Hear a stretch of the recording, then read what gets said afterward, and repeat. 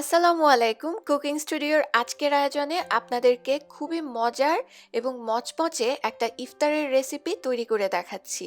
এটা বানানো খুবই সহজ, একদম ঘরের উপকরণে চটজলদি তৈরি করে নিতে পারবেন।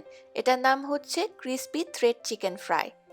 এর জন্য আমি এখানে 250 গ্রাম ওজনের চিকেন ব্রেস্ট নিয়েছি, ভালোভাবে ধুয়ে তারপরে পানিটা ঝরিয়ে নিয়েছি।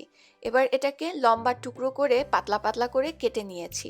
একটু কাছে থেকে দেখাচ্ছি, এই যে দেখেন, এটা কিন্তু 1/2 ইঞ্চির মতো মোটা করে কেটেছি, আর প্রায় 2 আঙ্গুল সমান লম্বা এক একটা। আপনারা চাইলে আর একটু ছোট টুকরা করতে পারেন। এখন এই স্ট্রাইপগুলোকে আমি বাটিতে নিয়ে এর মধ্যে দিয়ে দিলাম মরিচ 1 চা চামচ, গোলমরিচ গুঁড়া আধা চা চামচ, সয়া সস দিয়ে দিচ্ছি 1/2 টেবিল চামচের মতো, আর টমেটো সস আমি ব্যবহার করছি 1 কাপের 8 ভাগের 1 ভাগ। এছাড়া দিয়ে দিচ্ছি স্বাদ অনুযায়ী লবণ। এখন প্রথমে এগুলোকে আমি মিশিয়ে নিচ্ছি। এই রেসিপিটায় খুব বেশি একটা মশলা প্রয়োজন পড়ে না, কিন্তু এটা কিন্তু অনেক মজার। আপনারা চাইলে আপনাদের পছন্দ অনুযায়ী মশলা মিক্স করতে পারেন।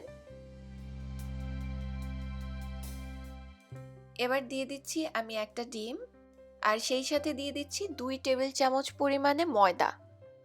এই ময়দাটা দিচ্ছি বাইন্ডিং এর জন্য, ময়দার পরিবর্তে আপনারা আটাও ব্যবহার করতে পারেন।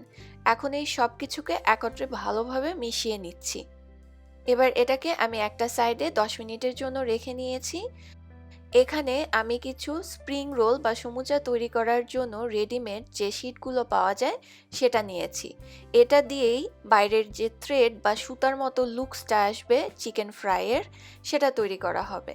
তো যেটা করতে হবে, ঠিক এভাবে করে ফোল্ড করে নিতে হবে, এরপরে ছোট ছোট টুকরো করে কেটে নিতে হবে কেচির সাহায্যে। এটা আপনারা চাইলে মোটা করেও কাটতে পারেন, চিকন করেও কাটতে পারেন। এবার আমি হাত দিয়ে এগুলোকে আলাদা আলাদা করে নিচ্ছি। এবার ম্যারিনেট করা চিকেনের টুকরোগুলো থেকে একটা একটা করে চিকেন নিয়ে নিতে হবে, আর এই যে কেটে রাখা স্প্রিং রোল বা সমুচার শিট আছে তার মধ্যে পেঁচিয়ে নিতে হবে। একটা চিকেন পেঁচিয়ে নিতে যতটুকু এই থ্রেড বা সমুচার শিটের প্রয়োজন ততটুকু নিয়ে নেবেন, সুন্দরভাবে যেন এটা পেঁচিয়ে থাকে, ঠিক সেভাবে করে পেঁচিয়ে নেবেন। এখন কম বেশি স্ট্রাইপসগুলো লাগতে পারে। এবার আমি যেটা করব, তেলের মধ্যে ভেজে নিব।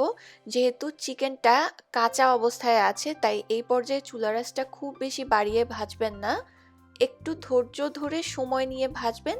এতে করে ভেতর থেকে চিকেনটাও ভালোভাবে রান্না হয়ে যাবে এবং বাইরে থেকেও খুব সুন্দর একটা লুকস আসবে।